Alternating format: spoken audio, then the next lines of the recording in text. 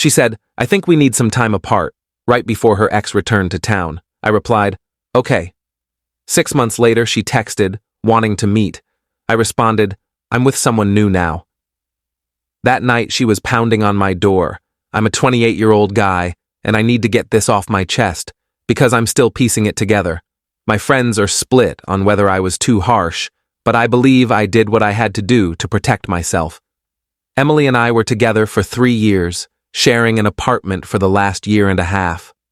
On the surface, things seemed solid, but looking back, I see the warning signs I ignored. Her intense panic if I didn't reply to texts within an hour. The sharp jealousy over my female friends from the start. These were small, easy to brush off. Then one evening in March, she dropped the bombshell. Staring at her phone, not me, she said, "I think we need some time apart." "A break?" I asked, confused. "What's wrong?" "I just need space to sort things out. It's not you, it's me." Classic line, but here's the context. Her ex, Ethan, had just moved back to town.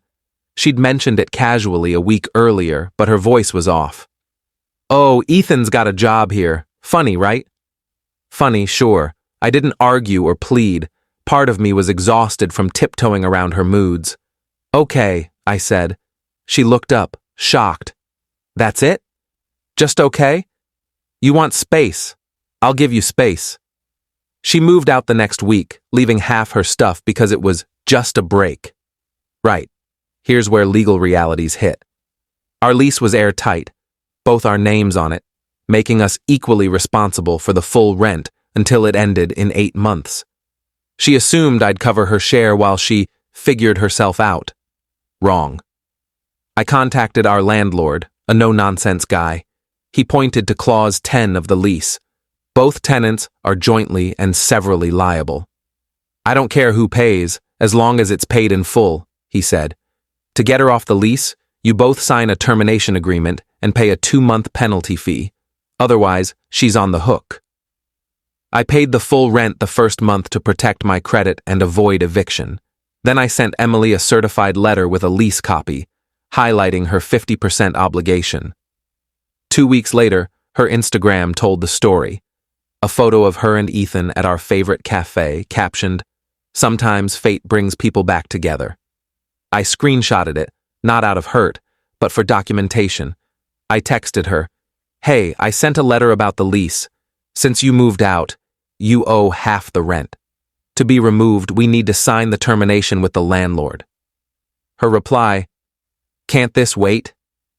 I'm swamped. "Rent's due on the 1st, I texted. "You're legally responsible." Silence. She dodged meetings and refused to sign. So I saved every text, every Ethan post, every refusal. After the 2nd month of her non-payment, I sent a formal demand letter for 2 months back rent, drafted from an online template, to her parents' house, her last known address. She called, furious. "What's wrong with you?" she yelled. "I'm following the lease we both signed," I said calmly. "You left the apartment and your obligations. I can't afford it." "Then sign the termination papers, or this debt goes to collections and hurts your credit." She came over the next day, livid, but signed the agreement. As she left, she tried for drama. "I can't believe you're so heartless." "You wanted a break," I said. "Breaks have consequences." Then her stuff. Items left over 30 days after a tenant vacates are considered abandoned under state law, but the landlord had to send a formal notice. I worked with him. He sent it to her parents' address, giving her 15 days to collect. She ignored it. I boxed her things, donated them to a local charity for women, and got an itemized receipt for taxes. I sent her a copy with a note. "Your items are helping women in real need." Ethan texted me. "Man, you've got issues." "No issues," I replied. "Just following the law." By June, I was thriving. I started dating Claire, a nurse with a grounded warmth that felt like a revelation. Life was good. Then Emily's texts began in July. "Hey, how's it going? Been thinking about us. I messed up. Can we talk?" I replied once. "I'm with someone new. Wish you well." 20 minutes later, she's banging on my door at 10 p.m. I opened it, chain on. It's late, Emily. She was a wreck, makeup streaked. You can't just move on like that. It's been 6 months since you left. We were together 3 years. We were, I stressed. You ended it. I said a break, not a breakup. A break where you moved in with your ex. That's a breakup. She sobbed, the raw, gasping kind. Ethan and I split. He was a fraud. That's rough, I said, voice flat. But it's not my problem. You need to leave. How can you be so cruel? I loved you. Emily, my girlfriend's asleep upstairs. You're upsetting her. Leave, or I call the police. That set her off. She screamed I'd ruined her life, called me petty, accused me of maliciously donating her stuff. I pulled out my phone. I'm calling the non-emergency line for harassment. Go. She kicked the door, yelling I'd regret it, then left. I made the call, got a police report number, just in case. The next day, I had 47 texts, apologies to threats. I saved them all, then blocked her. The harassment ramped up. She showed up at my gym, bumped into me at my coffee shop. Then she went too far, calling my workplace, telling my boss we had a personal issue, and she was worried about my mental health. My boss, a solid guy, called me in. I showed him everything: texts, police report, non-payment records.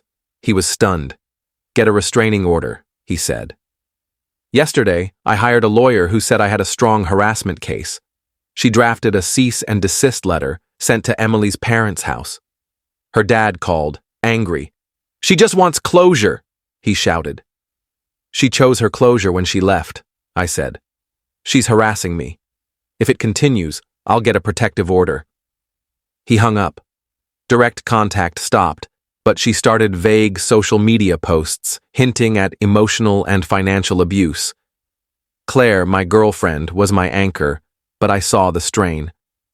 This is heavy, she said one night, voice shaky. It's starting to scare me. Maybe your boss is right about the restraining order. She was right. I'd been too passive. 2 weeks later, my hesitation bit me. Emily escalated, targeting Claire. She sent an anonymous, concerned parent email to Claire's hospital, ranting about my abusive behavior and how Claire was endangering patients by dating me.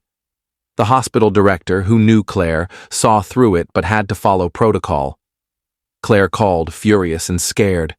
She tried to get me fired. This is too much. That was it. I gathered all evidence, texts, posts, the false report to my boss, the email to Claire's hospital, and we went to the police together for an emergency protective order. The detective was clear. This is textbook stalking. You've got plenty. They issued a temporary order that day, pending a hearing. A sheriff would serve Emily within 48 hours. But that night, before service, she parked outside Claire's apartment, staring at her window. Claire called, whispering, terrified. She's out there just sitting in her car. Call 911, I'm coming, I said, heart racing. When I arrived, 2 police cars were there. Emily claimed she was lost and checking her GPS. An officer recognized me from my report. Is this the person in your filing? Yes, I said. She's lying. This is my girlfriend's place. She's never been here. She's stalking us. We're scared. The unserved order didn't matter. Her actions were stalking. They arrested her. As they cuffed her, she screamed, "This is what you wanted, to destroy me." I didn't respond. Claire came out, shaken but firm. You pick some winners, she said with a weak laugh. Used to, I corrected, arm around her. Later I got a call from an unknown number, Ethan. Drop this, he growled. You're making a mistake. Is that a threat? I asked. It's advice. She's unstable. Walk away before this gets worse for you and your girl. Are you threatening my girlfriend? Just be smart, he said, hanging up. It wasn't about her. It was a cover for himself. I saved the call and reported it to the detective. At the hearing, Emily's lawyer tried painting me as a vengeful ex, but my lawyer presented a clear timeline of harassment. The judge wasn't swayed by drama. Miss Emily, he said. Your actions aren't those of a heartbroken ex, they're criminal.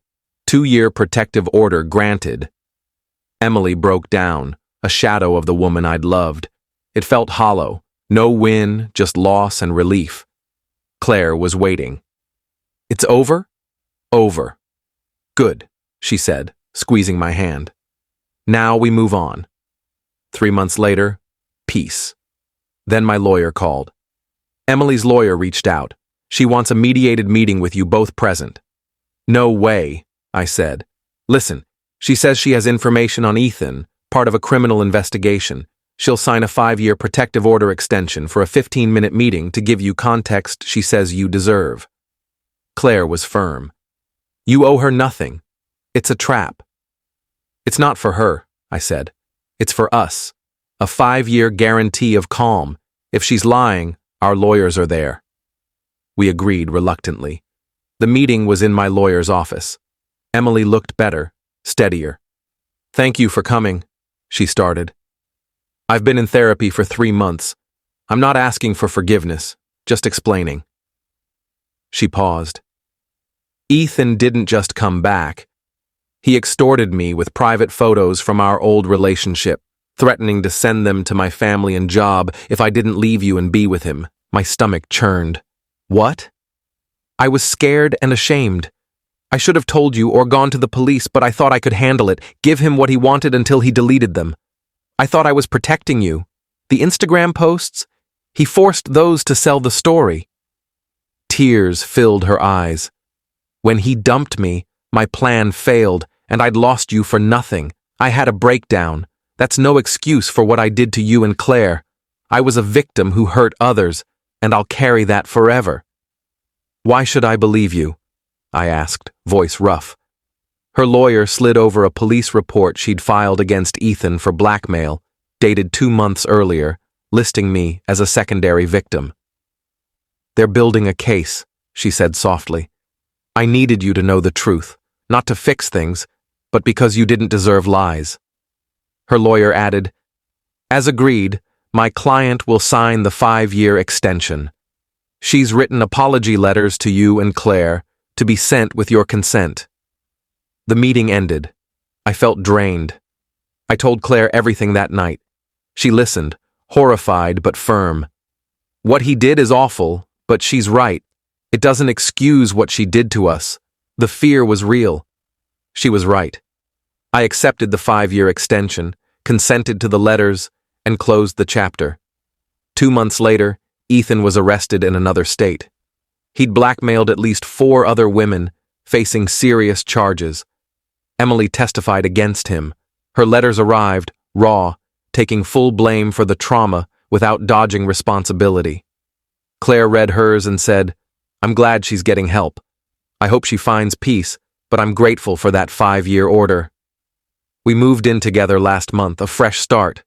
Last week I ran into Emily's mom at the store. I braced myself, but she was cautious. I won't keep you, she said, voice tight. What happened was for the best. Her therapist said she needed rock bottom to heal. The arrest, the order, it forced her to face her anxiety and depression. I'm glad she's better, I said, meaning it. She is, her mom said with a sad smile, then left. It wasn't tidy or happy, just a messy acknowledgement of shared pain. Here's what I learned. Red flags are signals. A partner's intense anxiety or jealousy isn't love. It's instability that can turn toxic. A break needs discussion, not a unilateral decision. If they won't explain, their silence explains enough. Document everything. Protect yourself legally, not out of spite, but preparedness. Use professionals. Lawyers and police are there for safety. Mental illness explains, not excuses, behavior. Someone can be a victim and a perpetrator. You don't have to absorb their pain or forgive their harm. Closure isn't one talk. It's time, distance, and healthier connections. Emily's 5-year order is active. Ethan's facing prison. Claire and I are building a calm life. It's not a happy or sad ending, just an ending that opened new beginnings. Trust your instincts. Protect yourself. Don't let someone's crisis become your burden. I'm done with this chapter. Thanks for listening.